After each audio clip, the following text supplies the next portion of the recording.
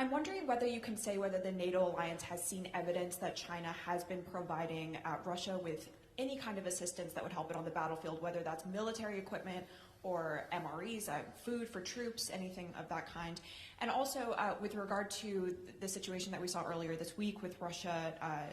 targeting a military base very close to Poland's border, I'm wondering what you can say about the kind of red lines and whether there would be any kind of consequences if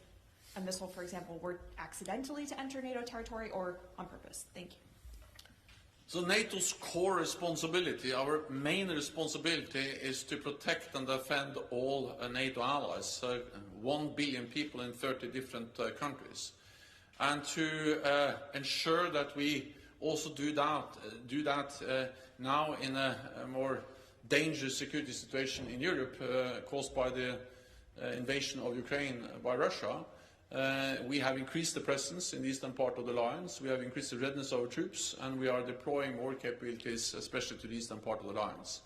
So an attack on one ally will trigger the response from the whole alliance, and we are there to protect and defend every inch of NATO allied territory. When we see more military activities, when we see actually fighting going on close to NATO borders, there is always a risk for incidents and accidents. And therefore we have to make every effort to prevent such incidents and accidents, and if they happen, to make sure that they don't spiral out of control and create really dangerous situations. We are very closely monitoring the airspace and the border areas around NATO, and our military commanders also have the lines to the Russian commanders to help to prevent incidents and accidents, and also prevent them from spiraling out of control if they happen. On China, so China should join the rest of the world, condemning strongly the brutal invasion of Ukraine by Russia. And any support to Russia, military support, any other type of support, will actually help Russia conduct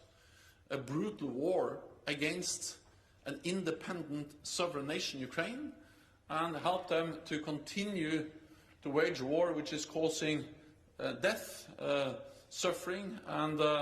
an enormous amount of destruction. So China has an obligation as a member of the UN Security Council to actually support and uphold international law, and the Russian invasion of Ukraine is a blatant violation of international law. So we call on Russia to clearly condemn the invasion and, of course, not support Russia, and we are closely monitoring any signs of support from